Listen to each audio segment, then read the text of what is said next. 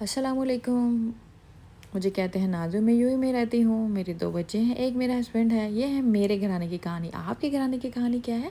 वो आप मुझे कमेंट बॉक्स में बता सकते हैं। आज आपके लिए लाई हूँ बहुत ही ज़बरदस्त बच्चों के लिए पॉपकॉर्न। तो यहाँ मैं पॉपकॉर्न बनाने जा रही हूँ, एक स्वीट और एक मैं सॉल्टी बनाने जा रही हूँ।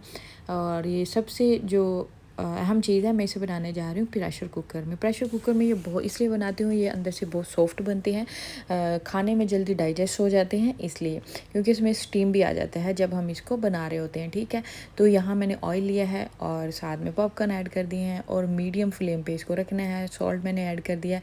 इसको हमने स्टिर करते जाना है और ऑयल की क्वांटिटी इतनी हो, बहुत ज़्यादा भर के नहीं होनी चाहिए। थोड़ा जब हम इसको स्टिर करें तो हमें नज़र आए ऑयल। ठीक है, तो अभी इसको हम हिलाते जाएंगे जब तक ये पॉप अप होना शुरू हो जाएंगे सीड, तो फिर मैं इसको कवर कर दूँगी।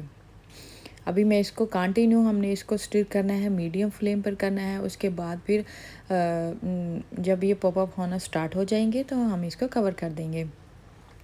अभी ये स्टार्ट हो चुके थे, अब चाहें तो आप इसकी सीटी भी लगा दें।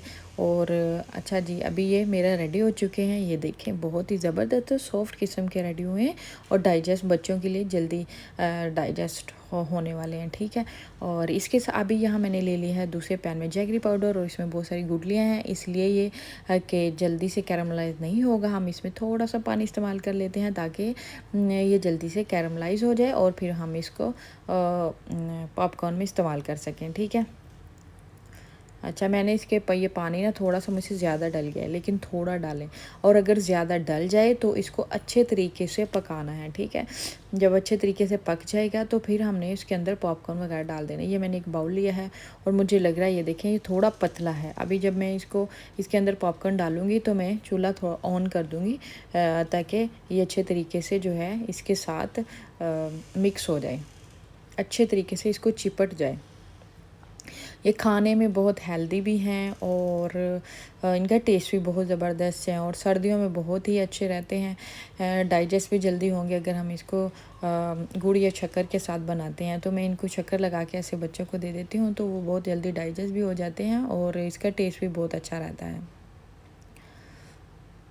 चलें जी, ये मेरे अभी रेडी हो चुके। मैंने लो फ्लेम पे इसको क्योंकि इसका जो मैंने शक्कर बनाई थी ना, वो थोड़ी पतली थी।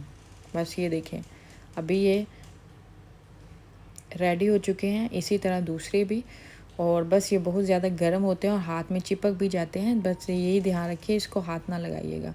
ठीक है, आई होप कि आपको ये मेरी रेसिपी पसंद आएगी। मिलूँगी आपको नेक्स्ट रेसिपी में।